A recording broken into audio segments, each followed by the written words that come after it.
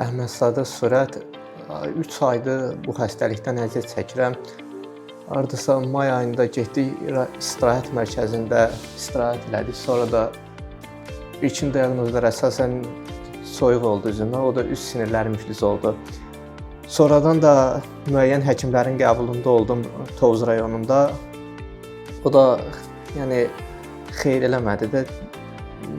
Bildiyim orqanizmdə bir dəyişiklik olmadı. Qaşım qalxmırdı, ağzımın bir tərəfini hərəkət elətdirə bilmirdim, gözüm yummurdu. Bildiyiniz, yəni üzümün bir tərəfi iflic kimi idi də.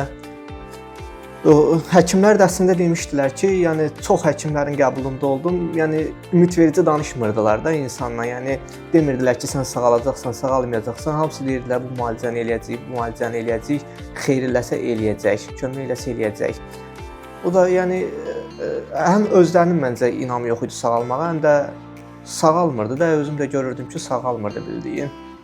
O da sağ olsun, ha gün doktoru gəldim yanına, ay yarımlıq terapiyada oldum yanında. Yəni görürəm ki, həqiqətən çox xeyir olub. Yəni sağalıbda, Allah canını sağ eləsin doktorumuzun.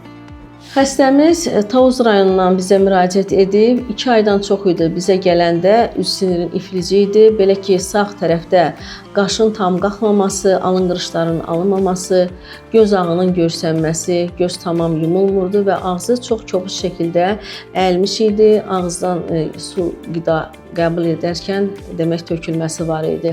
Xəstəni ilk növbədə ehtiramiyografik müayinəyə göndərdik.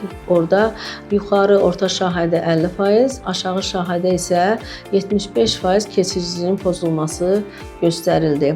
Xəstəmizdə inteqrativ tibb üsulları ilə homosimiyatriya, nevral terapiya olundu, drenaj detoksikasiya aparıldı və müəyyən toklarla sinirə impulslar verildi və nəhayət ki, xəstədə biz tam sağalma, üst sinirin iflicinin əlamətlərinin tamam keçməsi və xəstənin əvvəlki sağlamlığına qovuşmasına nail olduq və bu xəstəmiz gənc olduğu üçün bu xəstəlikdən hədsiz dərəcədə narahat idi.